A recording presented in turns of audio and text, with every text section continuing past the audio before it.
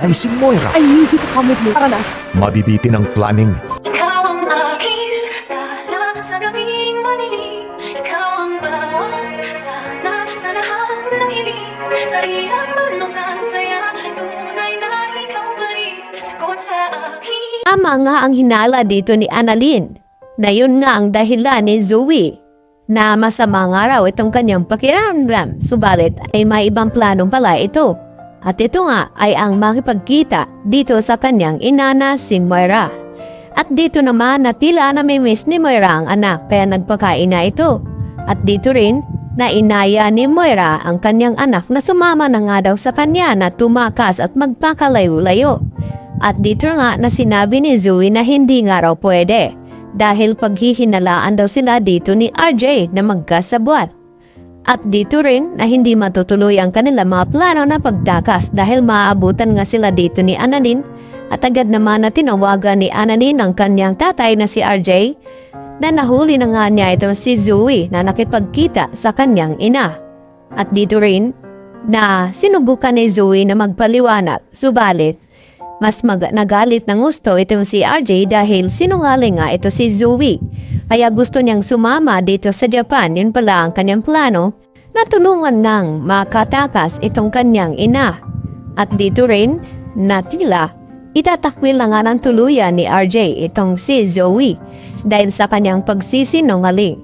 Sa kabilang banda, may natuklasan naman itong si Giselle dito sa presinto at kausap na itong tauhan ni Moira na si Dax.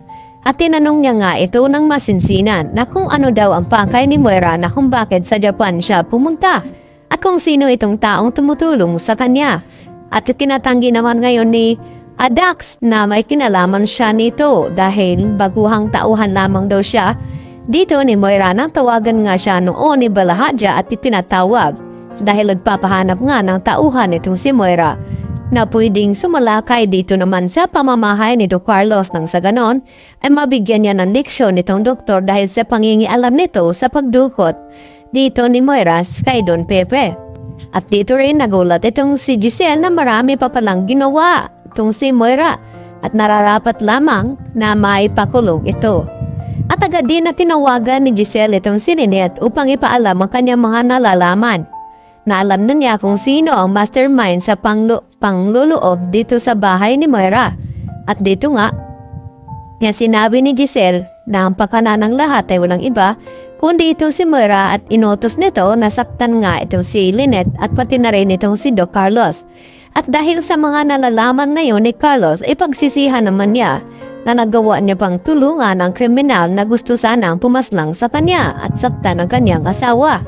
At dito na kaya babawiin ni Carlos Benitez ang kanyang naitulong dito ni Moira at hindi na lamang ipatuloy itong baguhin ang kanyang identity nang sa ganon ay mapilitan na bumalik itong si Moira dito nga sa Pilipinas dahil agad naman na tinawagan na ni Arjit Dicen itong embassy ng Japan na hindi pwedeng makatakas itong si Moira dahil kriminal nga ito at gagawin nga lahat dito ni Giselle ang kanyang magagawa upang pagbayaran nga lang dito ang mga kasalanan ni Moira at mabigyan ng hustisya itong si Don Pepe ngayon dahil hanggang ngayon ay hindi pa rin ito nagkamalay at nakarecover.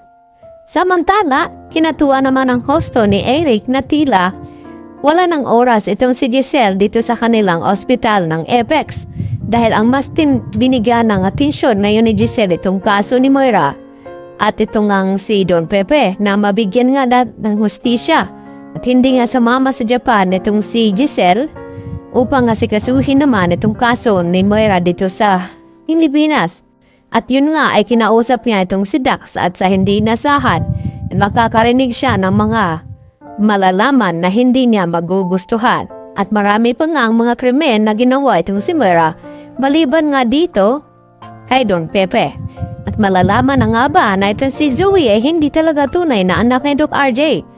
At ang tunay na ama nito ay walang iba kundi itong si Carlos Benitez. Yan po ang ating pakatutukan mamaya, abangan mga kapuso. At huwag niyo po sanang kalimutan i-like at i-subscribe ang channel na ito.